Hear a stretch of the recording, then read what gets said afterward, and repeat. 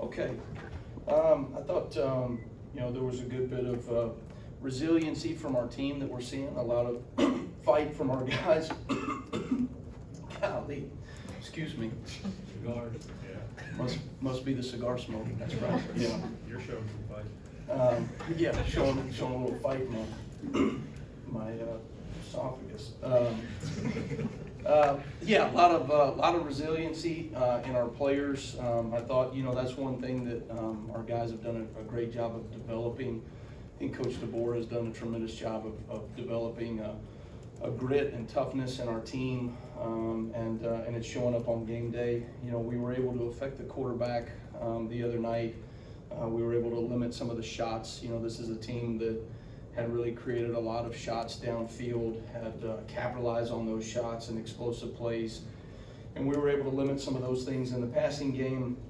Obviously 4 sacks and 8 TFLs, that helps. I think we took some steps in the right direction in terms of affecting the quarterback, and yet at the same time, we've had a number of 2-minute situations that have come up the last few games, and we have not been able to get a quarterback on the ground. And so that's something that we have to find a way to affect the quarterback at the end of games in particular. And that's something that we certainly will continue to look at and figure out how to put our players in the best position to go put people away at the end of games that we have not done consistently well enough. Probably the stat of the game is they were 2 of 5 in the red zone. Really, great fight from our guys. We talk about it all the time. Coach DeBoer talks about it all the time. Just make them snap the ball one more time, and kind of that Bombay mentality that our players, we talk about that all the time. The quote from the movie The Black Panther, right? Just hold the line, fast the line, do your 1/11th and do your job, and good things can happen. And so that was certainly a positive there. Twice they got inside the 3-yard line and came away with -7 points. So really a great job by our guys, and certainly Xavier making that play right before half was tremendous momentum for our football team. Fundamentally, we have to keep improving.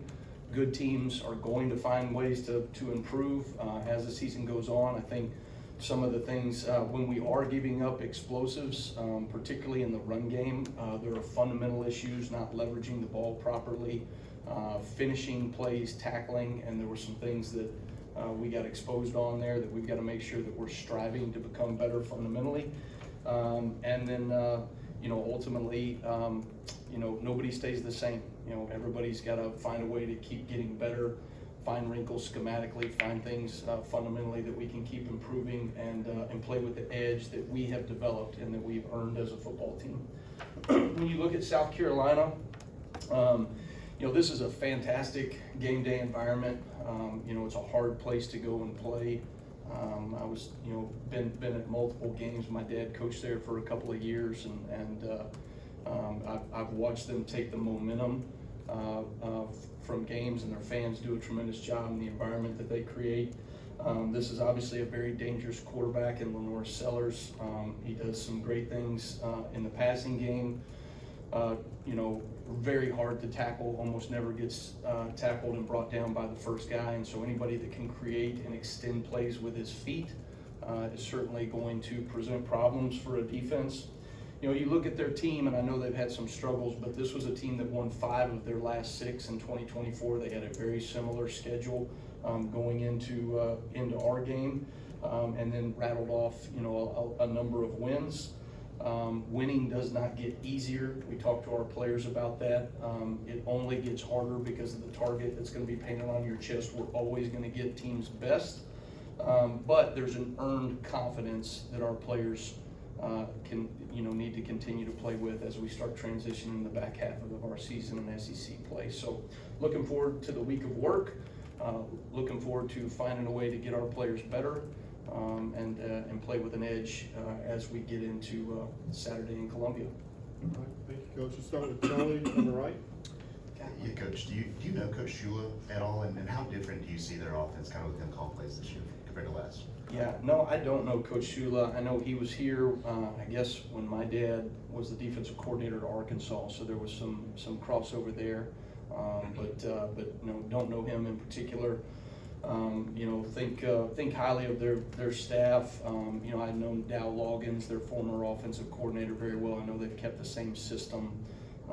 You think about Shane and his offensive background.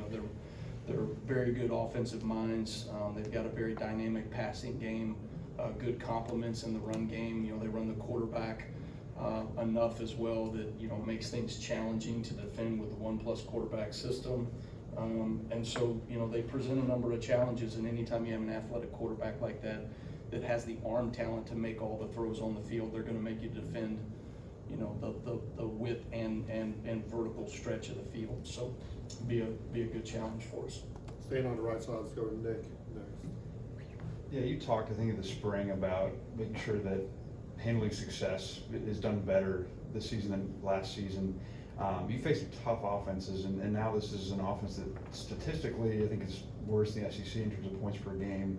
What is the message going to be in terms of not looking at, okay, you can easily take your foot off the brake when you're facing offenses that isn't perceived to be as good as what you have faced? Yeah. That was obviously a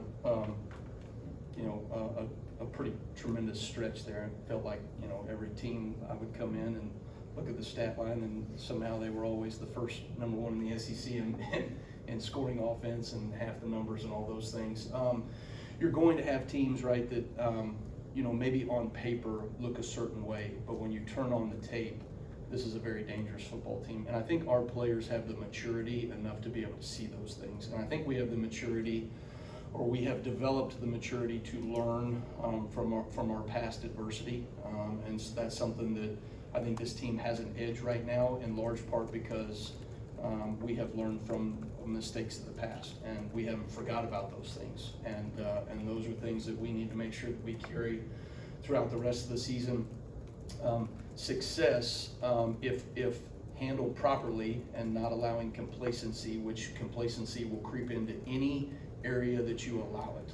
It's like rodents getting into your house, right? Once they're in, right, it's hard to get them out. Complacency is exactly the same way. You have to find ways to shore up any area for us as a football team to make sure complacency isn't there. And I think Coach DeBoer has done a tremendous job with that with our players. And I think our players have a maturity to make sure that those things don't happen. Let's jump to the far left to Chase.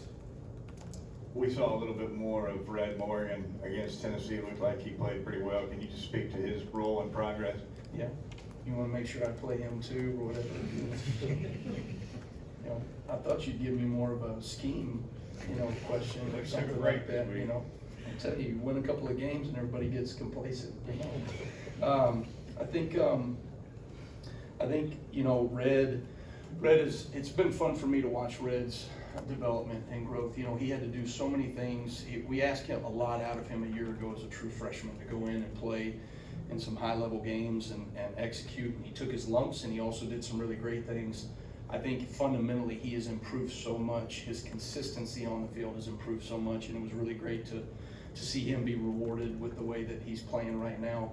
He's got twitch. He can make space tackles. He can take the air out of the ball, meaning that he can cover a lot of ground in a short amount of time. And when you're dealing with teams, for example, like Tennessee, that stretch you laterally in the RPO perimeter passing game, really good to have, a guy that not only can close space, but can also finish on the ball carrier. I thought he did a tremendous job of that the other night. Let's go to Emily Grace in a second. So on Saturday, Xavier Brown talked to us about how he had that awareness that the clock was ticking down, right? And he had to get to the end zone. What does that do for you to know that your DBs have such awareness of the situation to not only make the play, but then make the play after the play? Yeah, that was a tremendous play that Xavier made, and I think one of the things that's so impressive about Xavier is that whatever you emphasize, whatever you work, it shows up on game day, and that's a lesson that all of our players on defense can learn from Xavier. The consistency that he brings. That situation in particular, we had come out in a different personnel grouping in the play before, and then we had asked for a timeout so that we could see what they were going to be in, and then we brought the guys on the sideline and talked about, hey, listen, this is probably going to be some type of power pass situation, right? And have your eyes in the right place, do your job, do your 1/11th of the defense. And Zabian was just all over it, you know? And so in the moment, right, one, his eyes are in the right place, he knows what to expect, he does his job, and so we've built like a cover 2 concept over there. He goes and makes the play, and then we talk about it all the time. You know, we haven't done it nearly enough. In fact, we've only had 2 defensive touchdowns since I've been here. Both of them were Zabian. But you know, when you get the ball, we are trying to score, right? We're trying to make sure that the next unit that goes out on the field is our field goal unit. And you know, really tremendous job by him. He put the ball in his outside arm, tucked it away, secured it, and you know, was off to the races. So did a really great job there. Second row on the left, Katie.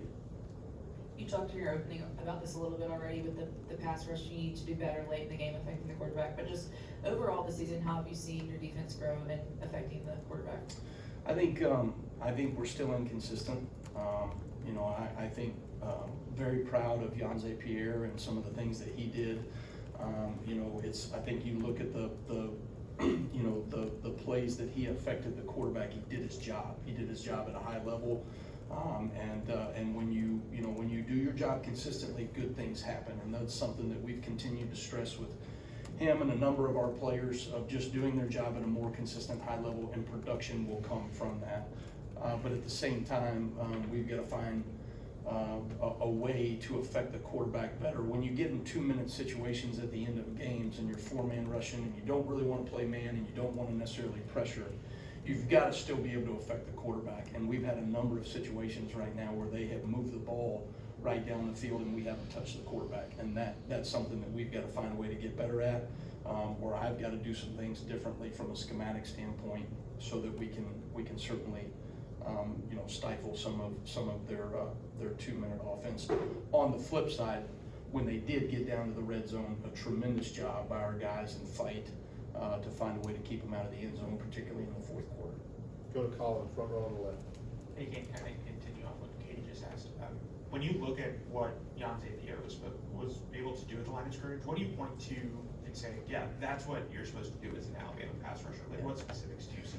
I think one of the most effective areas in pass rush is physicality, and you know, everybody thinks it's a finesse game. You go watch the NFL right now, the vast majority of the sacks come from speed to power. We're not running around people, they're running through people. And our ability to do that, that's something that we have really worked at, is not running around people and giving up vertical lanes in the passing game, but working a speed to power, you know, crush style rush, condensing the pocket, right, and then falling back in, countering back inside on the ball carrier, or the quarterback rather, and that's something that I think we're taking some steps in the right direction, but we're still inconsistent, and that's something that we've got to improve upon.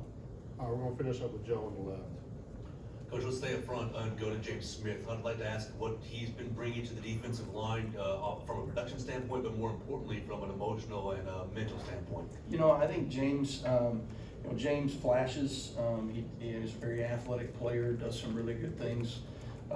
Needs to become more consistent. You know, a number of our guys are the same way. I'm not necessarily just singling him out. But there were some plays that, you know, he particularly left out on the field. A number of our guys left out on the field.